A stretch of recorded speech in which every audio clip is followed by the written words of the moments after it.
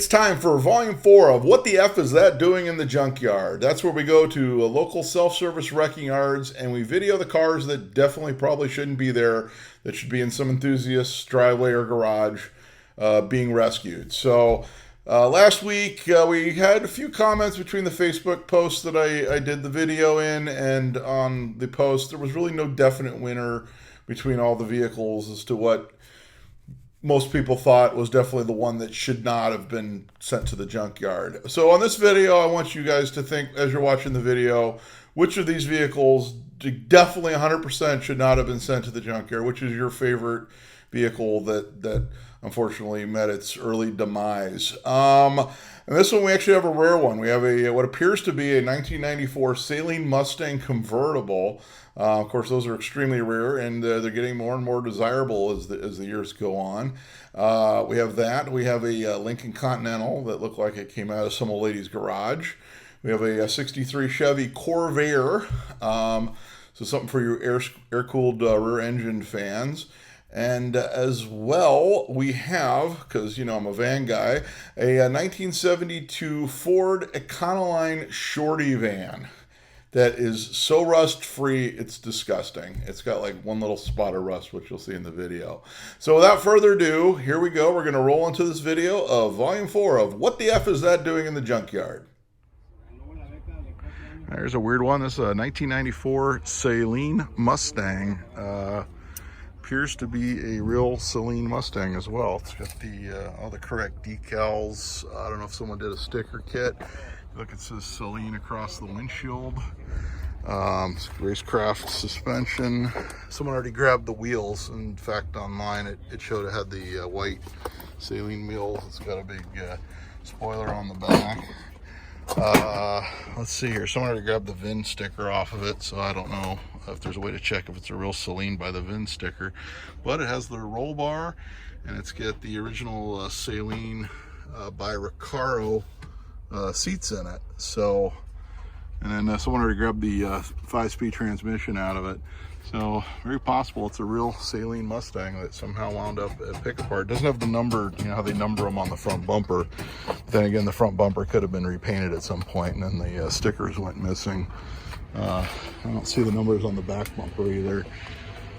But it says Saleen, and it says Saleen on the backup light, if you can see it. It also says Saleen. So kind of a weird one here, kind of a mystery. Is it a real Saleen or not? The world may never know.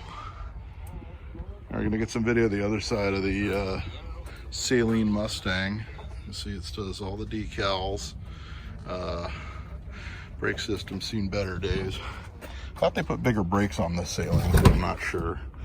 But kind of interesting to see something like this at the wrecking yard. Definitely the front and rear bumpers have been repainted, so if it was a real one, the numbered part of the sticker would have been painted over, and probably somebody didn't bother to put it back. And there's the spoiler once again. Now here's one they're actually just setting out, but looks like the yard workers already pulled a lot of the stuff off of it that's eBayable, including the grill, the hood. It's a 79 Continental Town Car. It's got the 400 motor, so it's the smog down motor. It's after they stopped putting the 460s in these. And the odometer, I think, showed it like it just rolled like 100,000. It looks like it. I mean, the seats are in really good shape. It's kind of amazing to see a 79 Continental Town Car out here. My mother and my father had one of these back in the day. Looked like before it wound up out here and they took all the goodies off. It's actually in good shape. I'm not gonna walk over there because there's a puddle, but see if I can get a shot of the other side of the car. I think it was probably a well-kept car up to some point, and then maybe someone died, it got donated, and wound up out here at the junkyard. I don't know, these are actually getting to be real popular these days. This one, or even the vinyl top, wasn't even that bad of shape. I don't see any rust poking through the back. Kind of sad, really. And another What the F Is This Doing in the Junkyard? This is a 1963 Chevy Corvair. Looks like someone butchered the speedometer already.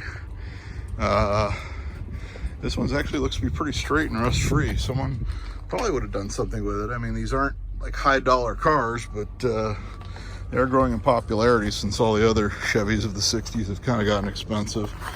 Still has the air-cooled motor in the back, the 6. We took all the tail lights and trim off of it already, not the bumpers though. Yeah, not something you see often at a self-service yard.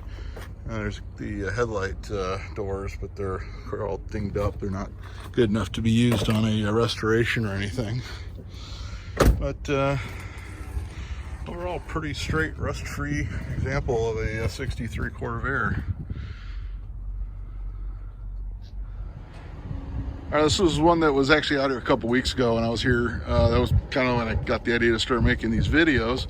This is a 1972 Econoline Ford van, and it's actually a Shorty. So it's like a E100 Shorty. These are really, really hard to find. I have a, as you've seen in my other videos, you'll know I have a 73. This one's got a sunroof in it. This thing really has like zero rust. It's actually pretty damn straight. Definitely something a van guy would have restored and cherished, because these Shorty vans are kind of rare and they're actually super desirable. So you can see this one's been pretty clean. This one actually had a 302 with a 3 on the tree, so it's actually a manual transmission van.